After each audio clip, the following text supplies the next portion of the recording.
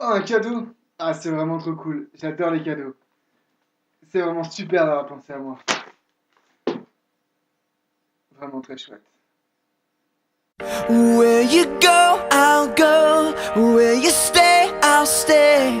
When you move, I'll move. I will follow. Si Dieu vous avait fait un cadeau, est-ce que vous l'auriez négligé? Dans cette vidéo, j'aimerais vous parler du Saint-Esprit et essayer de vous montrer qu'en fait, c'est le cadeau le plus indispensable que Dieu ait fait pour les chrétiens.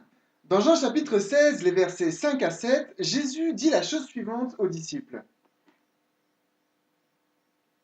Maintenant, je m'en vais vers celui qui m'a envoyé, et aucun de vous ne me demande où vas-tu. Mais parce que je vous ai dit ces choses, la tristesse a rempli votre cœur. Cependant, je vous dis la vérité, il vous est avantageux que je m'en aille. Car si je ne m'en vais pas, le consolateur ne viendra pas vers vous. Mais si je m'en vais, je vous l'enverrai. Mettez-vous un petit peu à la place des disciples pendant un instant. Ils viennent de passer 3 ans et demi de folie avec le Christ. Ils ont chassé des démons, ils ont guéri des types, ils ont ressuscité des gens. C'est pas un truc de malade ça? Ils ont marché pendant des kilomètres, ils ont rencontré des dizaines, des centaines, des milliers, des dizaines de milliers de personnes. Ils ont prêché un message comme on n'a jamais entendu. Et là, Jésus, il vient leur dire quoi? Il vous est avantageux que je m'en aille. Quoi? Qu'est-ce qu'il pouvait bien y avoir de plus avantageux pour les disciples que d'avoir Jésus-Christ en chair ici avec eux? La réponse, le Saint-Esprit. Et oui, c'est ce que Jésus nous dit dans le verset qu'on a lu. Il dit, si je ne m'en vais pas, le consolateur ne pourra pas venir.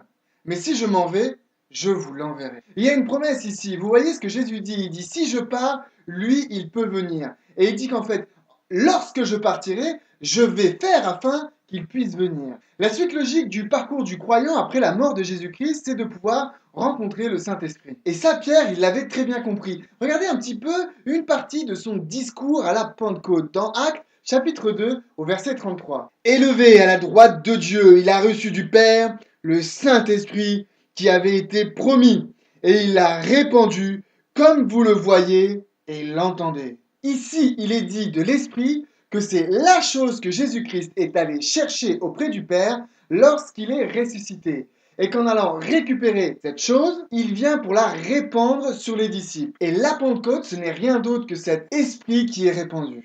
Finalement, l'Esprit Saint, c'est la promesse ultime. Vous voyez, avec ces deux textes, on voit finalement à quel point l'expérience de l'Esprit, c'est quelque chose d'indispensable dans le parcours du croyant. On pourrait même dire que c'est essentiel dans le plan du salut, dans le plan pour sauver l'humanité. D'ailleurs, dans deux textes du Nouveau Testament, on parle de l'Esprit promis ou de l'Esprit Saint qui avait été promis. Le fait que l'Esprit soit promis, c'est une de ses caractéristiques. Il est celui qui avait été promis. Mais dites-moi, je vois mal pourquoi quelque chose qui avait été promis par Dieu ne serait en fait pas nécessaire à ma vie de croyant. Remarquez d'ailleurs ce que Jésus va dire aux apôtres dans Actes chapitre 1, les versets 4 et 5. Comme il se trouvait avec eux, il leur recommanda de ne pas s'éloigner de Jérusalem, mais d'attendre ce que le Père avait promis, ce que je vous ai annoncé, dit-il, car Jean a baptisé d'eau, mais vous, dans peu de jours, vous serez baptisés du Saint-Esprit. En résumé, Jésus dit aux apôtres,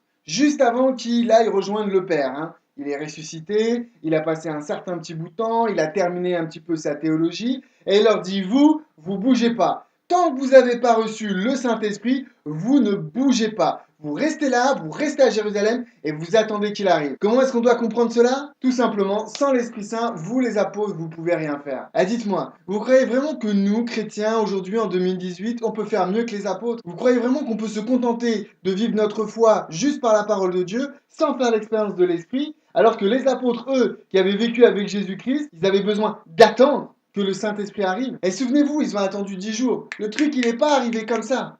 Il a fallu qu'ils attendent, qu'ils prient et qu'ils reçoivent l'Esprit. Et à ce moment-là, ils sont devenus des témoins dans toute Jérusalem, dans tout Israël et dans le monde entier. C'est la même chose pour nous. L'Esprit Saint, c'est celui qui avait été promis. Il est indispensable à notre vie de croyant. Ces textes nous montrent qu'il faut demander l'Esprit Saint, qu'il faut le recevoir et que c'est ainsi que nous serons des témoins là où nous sommes et dans le monde entier. Jésus dit aux disciples, il vous est avantageux que je m'en aille. Jésus nous dit aujourd'hui, il vous est avantageux que je ne sois pas avec vous. Pourquoi ? Parce que vous pouvez avoir le Saint-Esprit aujourd'hui et maintenant. Cette vidéo vous a plu. Si vous avez des questions sur le baptême de l'Esprit, j'ai fait une petite vidéo sur le sujet. vous pouvez aller la voir. Je vous recommande aussi un super livre qui s'appelle Pas à pas vers un réveil spirituel du pasteur Helmut Obeil. Il est disponible aux éditions Vie et Santé, je vous mets un lien dans la description. Vraiment, procurez-le vous, c'est pas cher et vous pouvez facilement le partager avec vos amis. Que Dieu vous bénisse. Where you go, I'll go. Where you stay,